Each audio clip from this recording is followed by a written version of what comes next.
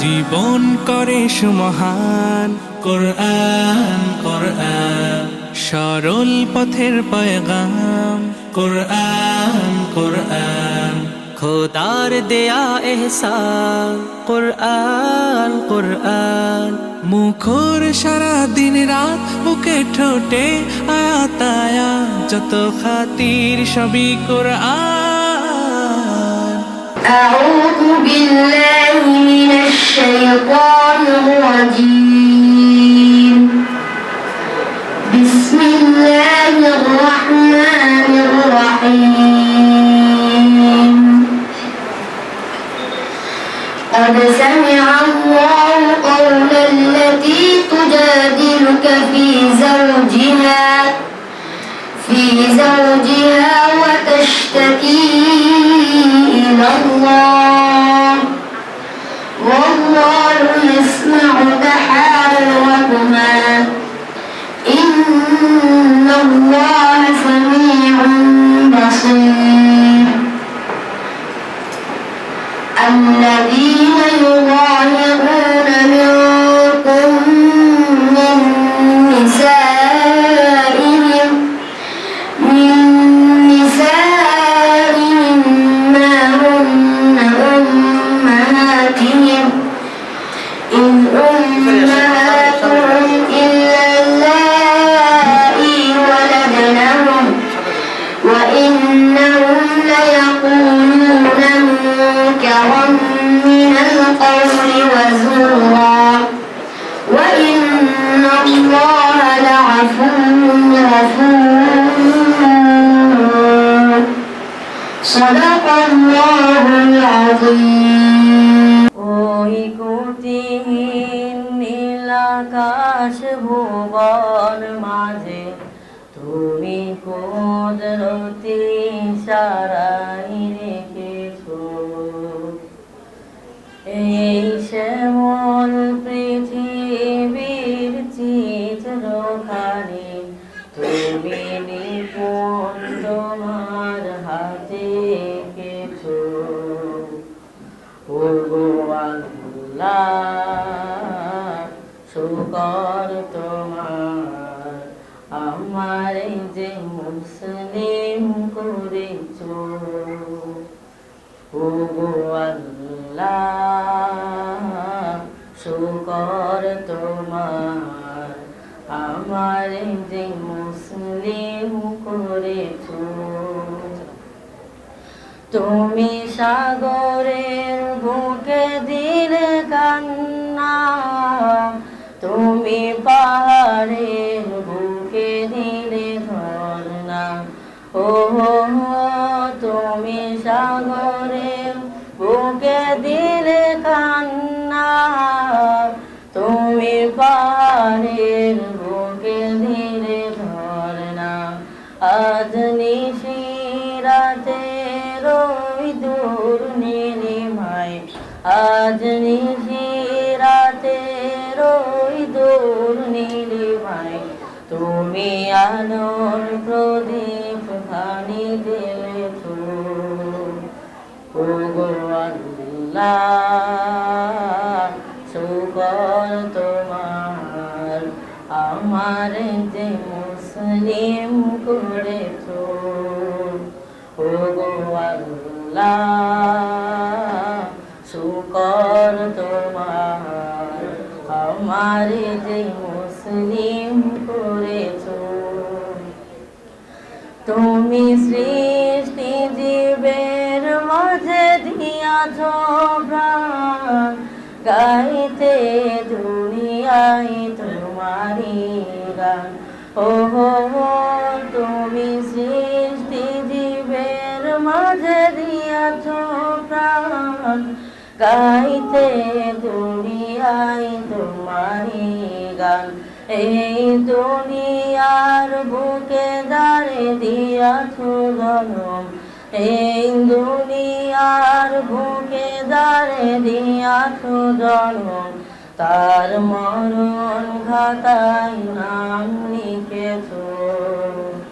ওগো আল্লাহ শুকর তোমার, আমারে যে মুসলিম করেছো।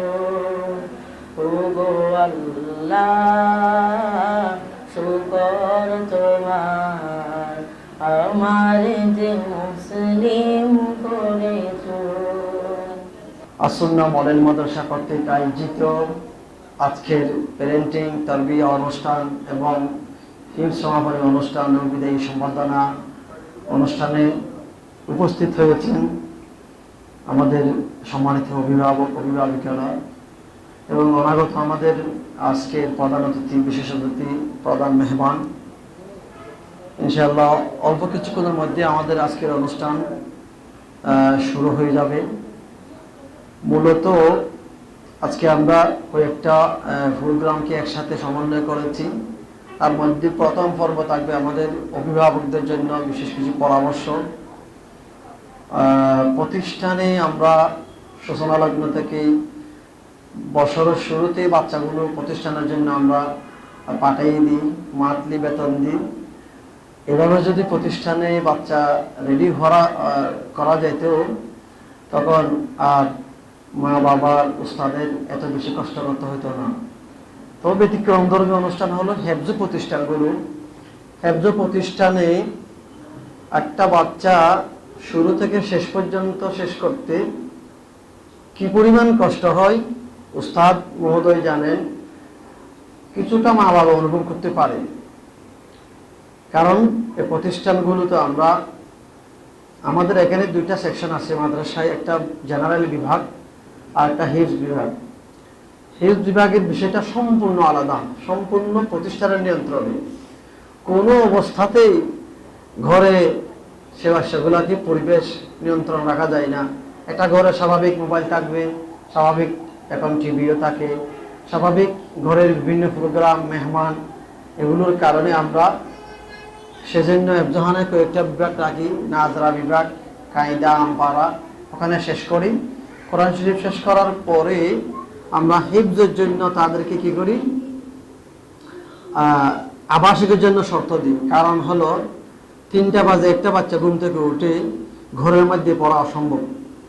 আমরা 3টা থেকে রাত 10টা পর্যন্ত একটা শিডিউলে রেখে তাদেরকে সুন্দরভাবে সারাদিনের রুটিন পরিচালনা করা হয়। সে বিষয়টা আমরা অনেকেই বুঝতে পারি না। সেজন্য আমরা কি করি, আমপারা, কায়দা, কোরআন শরীফের মধ্যে বাচ্চাগুলোকে আস্তে আস্তে সারাদিনের ব্যবস্থা করি।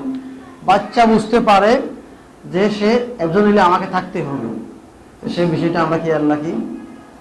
আমাদের আরেকটা বিষয় জেনারেল বিষয়। জেনারেল বিষয়তে যেটা দেখা যায়, সাধারণত আমরা স্কুল সিস্টেম বই ক্লাসে পড়ার পরে তাদেরকে ডায়েরি করে দেওয়া হয়। তো মা বাবারা কষ্ট করে এবার টিউশন করাই, কষ্ট বিষ্ট করে পড়াগুলো রেডি করে। মানে এক্ষেত্রে দেখা যায় অনেক সময় অনুপস্থিতির সংখ্যা বেশি থাকে। যেমন শনিবার, আজকে 6 মাস রানিং 2024 সালের শনিবারের জন্য আমাদের প্রতিষ্ঠানে বিশেষ কিছু আয়োজন থাকে। শনিবারে আমাদের থাকে কেরাত প্রশিক্ষণ, শনিবারে থাকে নামাজ প্রশিক্ষণ, শনিবারে থাকে সঙ্গীত প্রশিক্ষণ। এভাবে 4-5টা বিষয়, ড্রয়িং থেকে শুরু করে আলাদা আলাদা টিচার রেখেছি আমরা, আলাদা ড্রয়িং টিচার রেখেছি, শিল্পী, ইসলামী শিল্পী। প্রতিটি টিচারকে প্রায় প্রতি শনিবারে 5,000 টাকা আলাদা আমরা খরচ করি। দুঃখের বিষয় হলো পেলে, নার্সারি 1, 2 এ বাচ্চাগুলো অধিকাংশ অনুপস্থিত। কারণ কি, শনিবারে ক্লাস নেই। আসলে শনিবারে আমাদের অনেক বেশি আয়োজন থাকে। নামাজ প্রশিক্ষণ শনিবারে থাকে আমাদের সঙ্গীত প্রশিক্ষণ।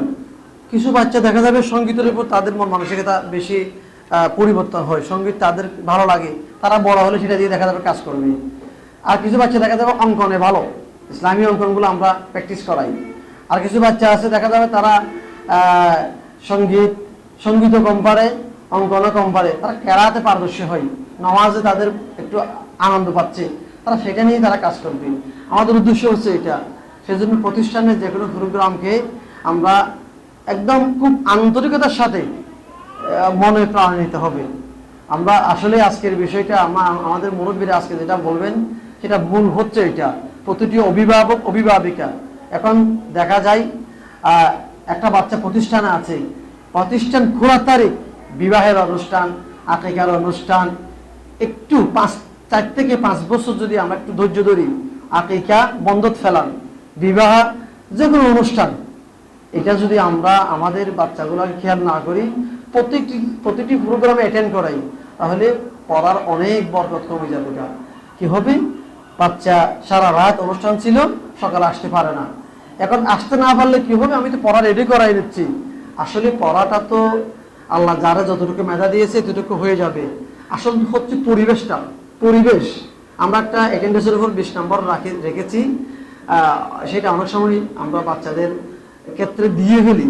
তবে এটা রেখেছিলাম যারা অনুপস্থিত থাকবে তাদেরকে একটু বোঝানোর জন্য, যে বাচ্চাটা না পড়লে, একটা বাচ্চা আছে আমাদের, আজকে আসছে কি জানি না, আমি নাম বলবো না, বছরে প্রতি মাসে 2 দিনও আসে না, বছরে ধরুন 10-12 দিন আসে। তো মাকে আমি বারবার বলি কেন আসে না, হুজুর আনতে পারি না। তা আমি খোঁজখবর নিয়ে দেখলাম 5,000 টাকা দিয়ে রেখেছে ম্যাডাম একটা, 4,000 টাকা দিয়ে রেখেছে হুজুর একটা, আর একটা টিচার রাখছে 10-12,000 টাকা ওর জন্য খরচ করে পড়াগুলো রেডি করি। পরীক্ষায় দেখলাম সব পারে। আমি বললাম পরীক্ষায় তো সব পারে, এটা কোনো সফলতা নয়। আপনার বাচ্চা 5 বছর বাদে মানুষের সাথে মিশবে, আপনার বাচ্চা ঘরে রাখতে পারবেন না, একটা ছেলে, তাকে বের হয়ে যেতে হবে, মানুষের সাথে কথা বলা, মানুষের সাথে আচার আচরণ ঠিক করা, মানুষের সাথে মেশা, বন্ধু বান্ধবের সাথে যোগাযোগ থাকা, এটা বাচ্চার একটা জীবন যাপন। আমি দেখলাম 11,000 টাকা মাদ্রাসা বেতন সহ উনি শুধুমাত্র বাচ্চার বেসিক খরচ করে, আমাদের 17,000 টাকা বেতন ওয়ানে। আমি চিন্তা করলাম এত টাকা খরচ করার পরও বাচ্চাকে আমরা আজকে অ্যাটেন্ড হই নাই, সম্ভবত আমি দেখতেছি না, এখানে করা যে পারে না কেন, বাচ্চা ঘরেই থাকবে। এবং যত প্রয়োজনীয় খেলনা আছে খোঁজখবর নিয়ে দেখলাম যে সমস্ত খেলনা তার জন্য রেডি। তো আমরা প্রতিটি অভিভাবকদেরকে একটা কথা বলি, সেটা হচ্ছে যে কি, বাচ্চাগুলাকে প্রতিটি তাদের চাহিদা পূরণ করতে নাই, কিছু কান্না করুক, কিছু সে বুঝুক, কষ্ট আছে পৃথিবীতে। আমাদের এই প্রতিষ্ঠানে এমনও ছাত্র পেয়েছি আমরা, বাথরুম আসছে, বাচ্চা ঘরে যাবে না, আমাদের বাথরুমগুলো তারা বাথরুম করতে পারে না। কত কষ্ট করে 6 মাস রেখেছিলাম, 6 মাস পরে বাচ্চাটাকে 1-2 বার হেফজ করানোর পরে আর রাখতে পারি নাই, একটা ওসি সাহেবের বাচ্চা। এখন সে বাচ্চার অবস্থা কি করুন, মারে পিটাই বাবুরে পিটাই, আপনারা চিনবেন, পরিচিত মানুষ চট্টগ্রাম শহরে। তো কারণ কি, ওর বাচ্চাকে আমরা বুঝাইছিলাম যে বাবাকে একটু তাকে মেশানোর ব্যবস্থা করেন। আসসালামু আলাইকুম রহমতুল্লাহ। অল্প তুষ্ট হন এবং আল্লাহর প্রশংসা করুন। এতক্ষণ কবিতাটি আমি আবৃত্তি করেছি এখানে একথা বলবার জন্য যে আমরা যারা শুধু টাকা করিকে সম্পদ মনে করি, এই মনে করা ঠিক নয়। আমি যে কয়েকটি ফেরেশতা আপনাদেরকে শুনিয়েছি তার মধ্যে সন্তান হচ্ছে সবচেয়ে বড় সম্পদ, সন্তান হচ্ছে বড় সম্পদ। আল্লাহ থেকে এই জন্য ইন্নামা আমওয়ালুকুম ওয়া আওলাদুকুম ফিতনা, পরীক্ষার প্রশ্নের মধ্যে সম্পদ বলার পর সন্তানকে বলেছে। দুনিয়ার লোভ লালসা ত্যাগ করে সন্তানকে এই প্রতিষ্ঠানে দিয়েছেন, সেই জন্য আল্লাহর দরবারে আমরা আবার বলি আলহামদুলিল্লাহ। হযরত উলামায়ে কেরাম, উপস্থিত মা বোনেরা এবং সুধী মণ্ডলী, আমার প্রিয় ছাত্র ছাত্রী বৃন্দ, সবার দৃষ্টি আকর্ষণ করছি القرآن والفرقان خير الكتب القرآن نتعلم خيرا واهتدى به الآنام القرآن والفرقان خير الكتب القرآن نتعلم خيرا واهتدى به الآنام. Assalamu alaikum wa rahmatullah. Today I am here before you as Samit Al-Hassan, forever thankful to Almighty Allah for His countless blessings. May He continue to guide me, strengthen me and bless me with His divine light. I am also overwhelmed with gratitude and humility. Becoming a Hafiz of the Quran in such a short period has been a journey filled with challenges and blessings. I owe my deepest thanks to my dedicated teachers, whose guidance, patience, and encouragement have been my guiding light. Principal sir, thank you for your leadership and for fostering an environment of learning and growth at our madrasa. To my loving parents, your unwavering support, sacrifices, and love have been the foundation of my success. I am forever grateful to all of you. I pray for a Sunnah Model Madrasa, and I hope our madrasa will continue its growth and success and will be a beacon of knowledge and excellence for generations to come. As I move forward, I kindly request that you continue to keep me in your prayers. May Allah bless me with strength and wisdom to continue walking the path of faith and knowledge. Ameen. Assalamu alaikum wa rahmatullahi wa barakatuh. قرآن محمد قرآن هداية قرآن شفاعة قرآن إيمان قرآن والتبيان نحن الخير بالتام نتعلم خيرا واهتدى به الآنام قرآن والفرقان خير الكتب القرآن نتعلم خيرا واهتدى به الآنام قرآن হেফাজতে সিনা থেকে সিনা হয়ে চলছে কোরআনের বহর আর জুত সই বুক বেছে তবে কোরআন খোদা গেথে দেন বুকের ভেতর। আদম নবীর সন্তানদের মধ্যে দুইজন সন্তানের কথা বিশেষভাবে উল্লেখ করেছেন। একজন বখাটে, একজন ভিন্ন পথে পরিচালিত হয়েছিল, আর একজন সুপথে বাবার আদর্শে পরিচালিত হয়েছিল। বাবার শিক্ষার অভাব ছিল না, তারপরও ব্যক্তিগত অবাধ্যতার কারণে সে ভিন্ন পথে পরিচালিত হয়েছিল। সেটা আল্লাহ উল্লেখ করেছেন আকারে ইঙ্গিতে। আল্লাহ বলেছেন, ইয ক্বাররাবা কুরবানান ফাতাকাব্বালা মিন আহাদিহিমা ওয়া লাম ইউতাকাব্বাল মিনাল আখার। আদমের দুই সন্তান আল্লাহর জন্য উৎসর্গ করলো জন্তু বা কোরবানি, একজনেরটা কবুল হলো, আরেকজনেরটা কবুল হলো না। যারটা কবুল হলো না তাকে মুফাসসিরিনগণ কাবিল বলেন, যারটা কবুল হলো তাকে হাবিল বলেন। তাহলে আদমের সন্তানদের থেকে শুরু করেছেন আল্লাহ সন্তানের বিষয়ে বাবাদের করণীয় কি কি করতে হবে।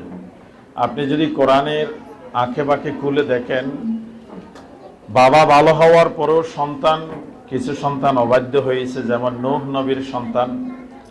আবার কখনো কখনো নবী এবং রসুলগণের সন্তানগণ উপযুক্ত তারবিয়া, লালন পালন ইত্যাদির মাধ্যমে নবীর ছেলে নবীর মতো হয়ে গিয়েছে। যদি সন্তান নিজস্ব অ্যাটিটিউডের মাধ্যমে বেঁকে বসে, এই জন্য ওই বাবাকে দায়ী করা হবে না।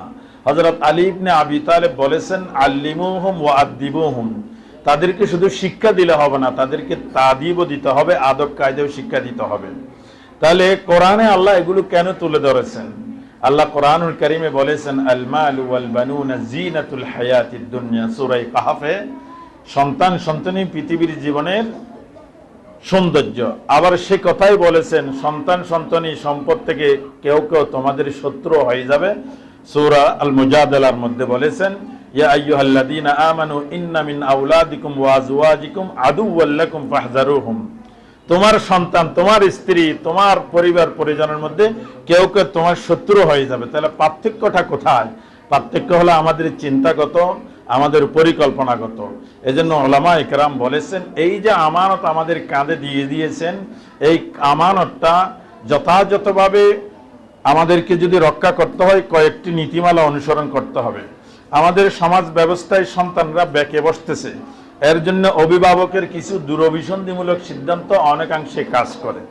আমি একটুখানি পয়েন্ট আকারে বলি যে বর্তমান সময়ে দিন সম্পর্কে অসচেতনতা, অজ্ঞতা ইত্যাদি কারণে এই আমানতের সচেতনতা থেকে অভিভাবকরা দূরে সরে গিয়েছে। এর মূলের মধ্যে তিনটি জিনিস আমি যতটুকু পেরেছি। একটি হলো দিন সম্পর্কে অজ্ঞতা এবং সন্তান যে একটি মহা আমানত সে বিষয়ে সচেতনতার অভাব। আমরা মনে করেছি বিয়ে করেছি, সন্তান এসেছে, আমি সন্তানকে বড় করব, কিছুদিন পর কামাই খাবো, গৌরব করব ইত্যাদি ইত্যাদি। বিষয়টা যেভাবে সোজাভাবে মনে করি সেভাবে নয়। এই জন্যে 2 নম্বর হলো বিজাতীয় রীতি নীতি ও ফ্যাশন রীতিতে আমরা অভ্যস্ত হয়ে পড়েছি। আমাদের কথার ঢঙে, চালচলনের ঢঙে আমরা এখনো হযরত আলীকে মডেল বানাই না। আমরা বর্তমান সময়ে যারা ইসলামিক স্কলার রয়েছে তাদেরকে মডেল বানাই না। মনে করুন চট্টগ্রাম মহানগরীতে এখানে বড় বড় আলেম রয়েছে, সবার কাছে শ্রদ্ধার পাত্র আলেম ওলামা রয়েছে, এটা যে লাইনেরই হোক না কেন, আমরা তাদের কথা, তাদের হাসি, তাদের পোশাক, তাদের চাল চলনকে মডেল বানাই না। আস-সুন্নাহ মডেল মাদ্রাসা সহ ধর্মীয় এবং জাগতিক শিক্ষার সমন্বয় সাধন করে যে মাদ্রাসাগুলো প্রতিষ্ঠিত হয়েছে, এই মাদ্রাসাগুলোর মহৎ ব্রত হলো শুধু শিক্ষা নয় বরং সুশিক্ষা, শিক্ষা নয় বরং আদর্শ শিক্ষা, শিক্ষা নয় শুধু শিক্ষা মানুষকে কখনো ভালো করতে পারে না। শুধু শিক্ষা যদি ভালো করতে পারে, বিশ্ববিদ্যালয়ের ভাইস চ্যান্সেলর কিভাবে দুর্নীতি করে কোটি কোটি টাকা কামাইতে পারে। শুধু শিক্ষা যদি মানুষকে ঠিক করতে পারে, একটা বোর্ডের চেয়ারম্যান কিভাবে অন্যায় করে রাষ্ট্রে কোটি কোটি টাকা খাইতে পারে। আমি আসার সময় দেখলাম চট্টগ্রামের একটা প্রাইভেট বিশ্ববিদ্যালয়ের একজন ট্রেজারার 3.5 কোটি টাকার মামলায় দুদকের মামলা খেয়েছে একটা বিশ্ববিদ্যালয়। ওনারা কি অল্প শিক্ষিত? শিক্ষা মানুষকে সব সময় আলোর পথ দেখাতে পারে না, বরং আদর্শ শিক্ষা, সুশিক্ষা, দ্বীনি শিক্ষার সমন্বয়ের মাধ্যমে করতে পারে। আমরা চাই আপনাদের ঘরে ঘরে ওই দ্বীনি শিক্ষার সমন্বয়ের মাধ্যমে একটা আদর্শবান, আমানতদার, সততা, ন্যায়নিষ্ঠাবান, তাকওয়াবান এক একজন আল্লাহর বান্দা তৈরি হোক। এই জন্যই আস-সুন্নাহ মডেল মাদ্রাসার এই প্রয়াস। আজকের যে 2 জন ছাত্র হেফজ সমাপ্ত করলো, তাদের উত্তরোত্তর সফলতা কামনা করছি। তাদেরকে দেখে দেখে আমাদের মা বোনরা, অন্য অভিভাবকরা চিন্তা করতেছে আমার ছেলের পালা পর্ব কখন আসবে। আমরা আশা করবো এজ আর্লি পসিবল, ফি আকরাবি ওয়াক্তি মুমকিন, খুব দ্রুত সময়ে আমরা আবার হাজির হয়ে আপনাদের সন্তানদের মাথায় পাগড়ি পরিয়ে দিব। আপনাদেরকেও ক্রেশ দেওয়ার এই ইচ্ছা, এই আকাঙ্ক্ষা, এই প্রত্যাশা রেখে আমার সংক্ষিপ্ত বিক্ষিপ্ত কথাগুলোর ইতি টানছি। আসসালামু আলাইকুম ওয়া রাহমাতুল্লাহ। খুশ নসিব তো তাদের বুকের মিনারে যাদের, খুশ নসিব তো তাদের বুকের মিনারে যাদের, সদা বাজে সুরে সুরে কুরআন ওয়াল ফুরকান, খায়রুল কুতুবিল কুরআন, নাতাআল্লামু খায়রান ওয়াহতাদা বিহিল আনা। জীবন করে সুমহান কোরআন, কোরআন সরল পথের পয়গাম, কোরআন কোরআন খোদার দেয়া এহসান, কোরআন কোরআন মুখর সারা দিন রাত, মুখে ঠোঁটে আয়াত আয়াত, যত খাতির সবই কোরআন, কোরআন ওয়াল ফুরকান, খায়রুল কুতুবিল কুরআন, নাতাআল্লামু খায়রান